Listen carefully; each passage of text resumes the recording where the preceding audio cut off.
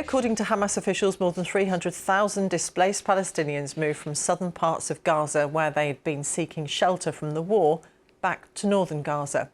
The movement of people is continuing today. These are the live pictures showing, once again, many people travelling by foot, carrying their possessions with them.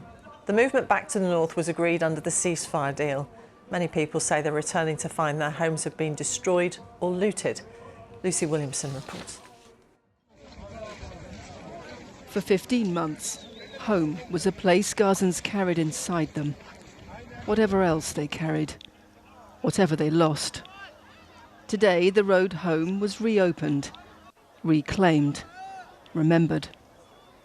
The war made nomads of Gaza's people. This journey is the one they'd waited to make. Razak al-Qassas was walking slowly, his granddaughter's pace. Family survivors, old and young. I collected her father in pieces from Khan Yunis. Thank God, I'm crying from happiness. I don't want anything except to enter my land, even if I only eat mud. More than 500,000 people were displaced from northern Gaza during the war. Some of those returning now, fearful of what home will look like. Others who don't remember it at all. My feeling is indescribable. What am I expecting? We will see the same destruction that we have seen here. There is no alternative. We're going from emptiness to emptiness. This is the home many return to. Satellite images suggest 3/4 of Gaza City's buildings have been damaged or destroyed.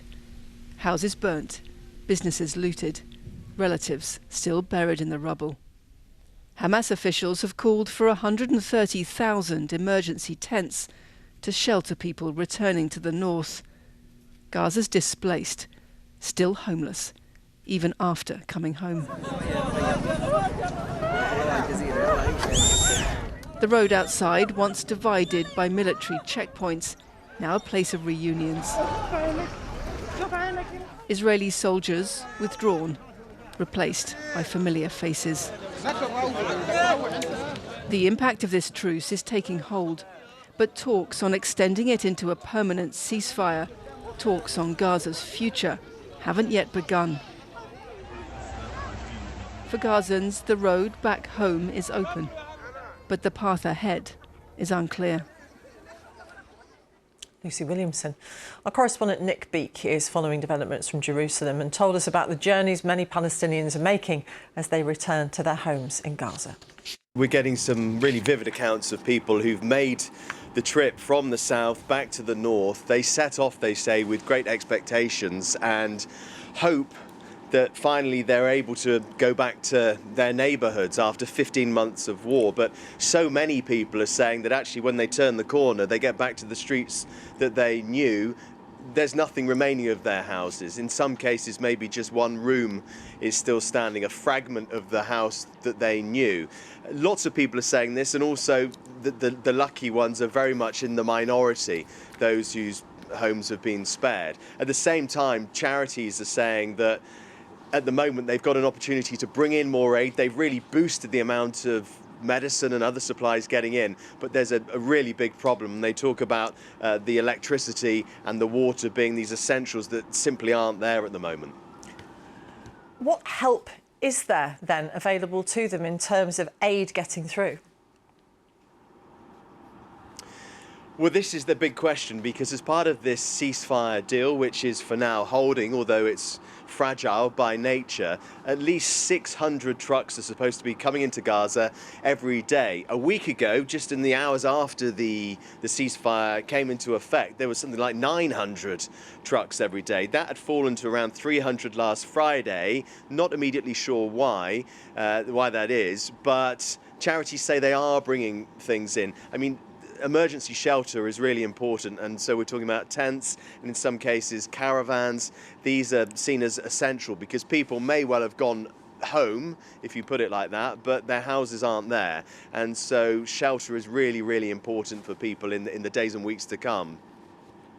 And Nick, from the Israeli side, the hostage releases, some of the worst possible news coming for some families who've been waiting so long. Yeah, that's right. I mean, we've got 5 weeks left of this initial phase of the ceasefire deal. There are 26 hostages who are due to be released in that time, and the Israeli government saying yesterday that Hamas had given them information that 8 of those 26 hostages had died. It's worth pointing out that that figure had been reported quite widely in the Israeli media over the past couple of weeks or so. But clearly for those families, that is confirmation as best as they can have it at this moment, information coming from Hamas that their loved ones have been killed. As you were saying, the hostage exchange continues, and what we'll see is on Thursday 3 more hostages being released, and then another 3 at the weekend. And of course at the same time, lots of Palestinian prisoners currently in Israeli detention in Israeli prisons, they will be released as well. So this quite complicated system, which of course took months to be arrived at, continues, and for now, despite this hiccup we saw at the weekend, it is progressing, Martine. Nick Beak in Jerusalem.